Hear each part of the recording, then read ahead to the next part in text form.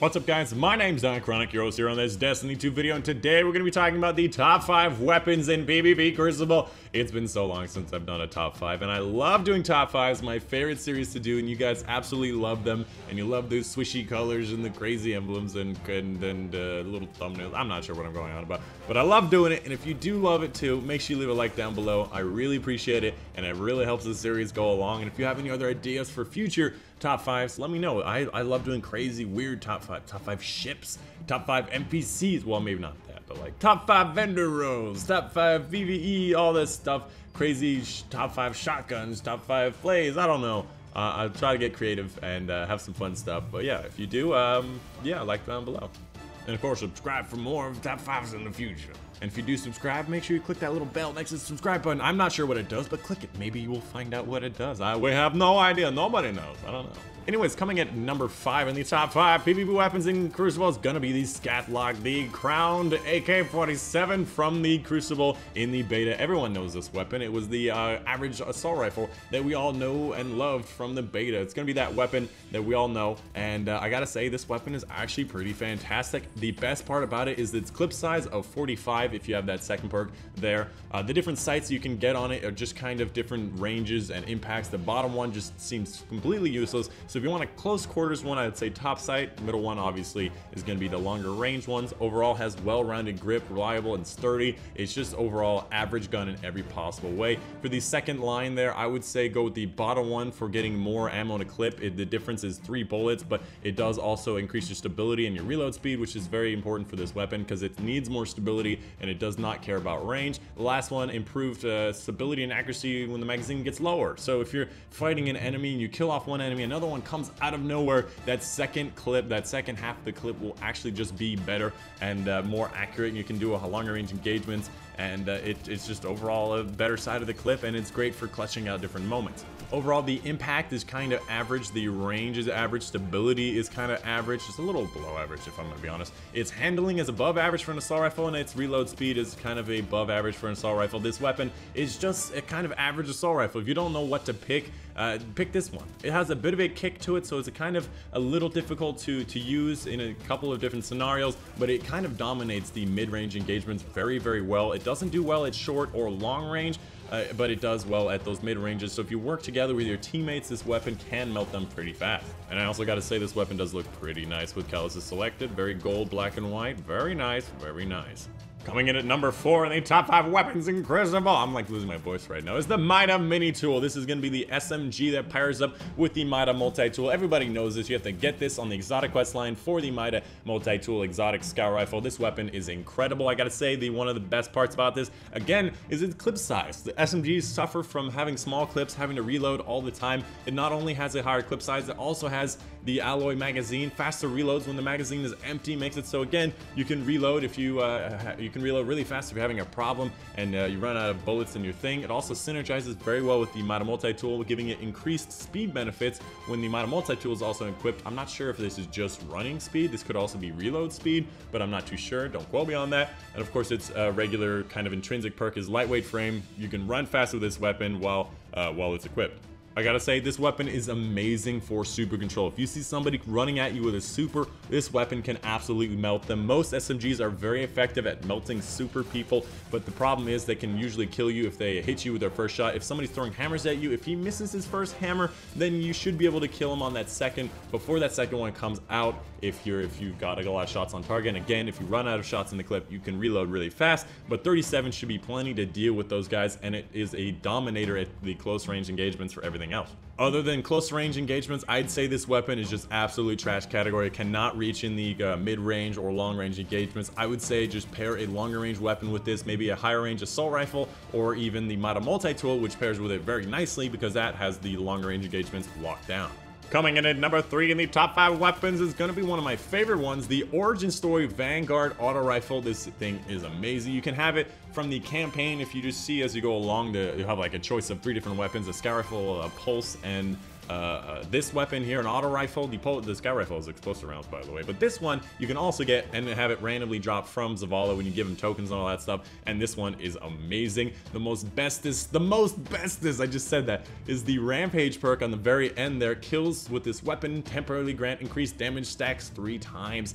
It is incredible. If you get somebody with your first clip, then there's 2 more people that pop up out of nowhere. There's a very good chance you can actually double kill them before they can get you down, because that first kill will give you an increased damage and that second kill will give you another increased damage. I had an absolute tear. You can see here on the video, I was able to just continually rampage through enemies one at a time as I was destroying them, and you can see the buff I think on the left side. I'm not looking at the footage right now, but it is amazing. The other ones, I'd say sight, there's a bunch of different options, but they're relatively similar. I went for the longer range engagement, or the longer range on this weapon, because the handling is really not that important to me, and this weapon has incredible range, I gotta say. The other parts on the tier 2 thing, you can increase the clip size by 4, or you can increase the reload speed and stability by a bit more, which is the one I like using. And of course, looking at these weapons, it has above average impact for an assault rifle, I gotta say. It has way above average range for this weapon, so this weapon will just dominate at longer ranges. So if you can control the stability and be able to hit those shots over a long range, you'll be able to do a lot of damage, which also makes it really nice for the PvE section. You can get long range on those bigger targets, and you can still hit them from a long time. Stability is average, handling is average, reload speed is kind of average to above average, and its round per minute is just a little bit below average, but I gotta say, it feels like you're shooting cannonballs with this weapon. It feels like the sight bounces off to the top right, and then you shoot a shot, and then it still hits the target. It is amazing. It shoots these gigantic bullets, and I would definitely recommend trying to get this from Zavala. Coming in at number 2 on the top 5 PvP weapons at Crucible. It's gotta be my favorite weapon in this whole list, is gonna be the Uriel's Gift. If you have not seen this auto rifle, you probably haven't even played Crucible, because you've probably been killed by this weapon more than once, and if you've seen it come by you or drop for you, keep it, infuse into it. It is goddamn amazing. It's got precision frames, so this weapon will have the recoil pattern that's more predictably vertical, so it makes it a lot easier to use over range because it's more vertical stability. As far as the sights go, I prefer using the first sight because it feels better. I mean, I prefer to go with more range and less handling, but this weapon, the sight just feels a lot better than the second sight on it. The other section, the tier 2 stuff, you can go for the increased range or stability. I would say stability. This weapon does kick a bit, and you definitely need to get it. It has above average range already, so there's no reason you want to go even more range. I would go for stability on this one for sure. And the last one, tap the trigger, you gain a short period of increased stability and accuracy when an initial trigger pull. You could try using this with the first perk to give increased range on it, but I would say this weapon is pretty great even without this tap the trigger perk on it or trait on it. I would say at long ranges, I still hold down the trigger for long periods of time to try to shoot the enemy, because you can kind of figure out the control of where it needs to go. But if you get used to it and you try it enough times, tap the trigger can be very effective at those longer ranges and make it a lot easier to fight those Mida multi-tools in the long range engagements. I'd say this dominates over the mid-range to mid-long range engagements and a bit of a mid-short range engagements area, but the SMGs and the scout rifles will dominate on the other ends. And of course, there's no leaving the last weapon, coming in at number 1 in the top 5 weapons in the goddamn Crucible. Everyone knows what this weapon's gonna be. I don't even know why I'm doing this, but the Mida multi-tool is amazing. Not only can you get it from an exotic quest line that's like really easy for most people to do, you can actually get the Mida mini tool, which is number 4 in this list, paired up with that weapon, and this weapon absolutely destroys. It's a high fire rate scout rifle with a higher clip size. It has amazing handling and reload speed, good damage. It says it doesn't have great range and stability, but it still has great range and stability. I don't know what the hell it's talking about. Stability doesn't matter since it is a scout rifle and it bounces and you can bring it back in time. And I don't know why it says it has low range.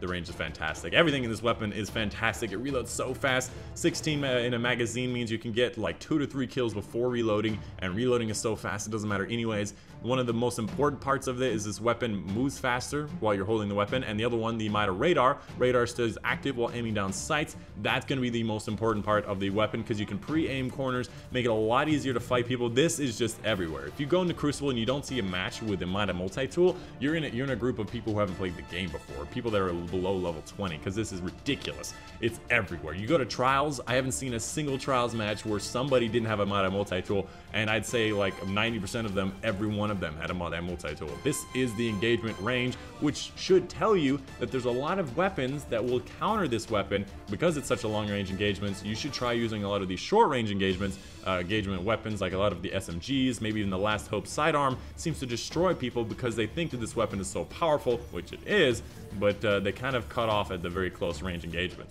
I would say that this weapon can even fight sniper rifles at long range. If they don't get that first shot on you, or even get that headshot or a body shot on you, I'd say you could still fight people at long ranges, and a lot of times you can actually crack into people's shields and then one-shot them through their health, where people not even realizing they're being shot or that they've had low health. So this weapon it destroys. It's amazing, and I gotta say, Bungo, you need to either stop letting so many people get this weapon, or you need to pull this weapon back. I don't know how to do it, but it's a little too incredible. Anyways, that's the video for you guys today. Hope you guys did enjoy. I know if it's a bit of a longer video, I try to be more in-depth, a little bit in-depth with each one of these weapons so that you know what you're getting into and what kind of engagements you like to pull off on the different things. I'd say in general, almost every single one of these assault rifles and scout rifles, you can use them at like the mid to longer range engagements, and in general, nobody really goes close range because you can't double melee anybody anymore, and there's no shoulder charge, so you don't have to worry about that too much.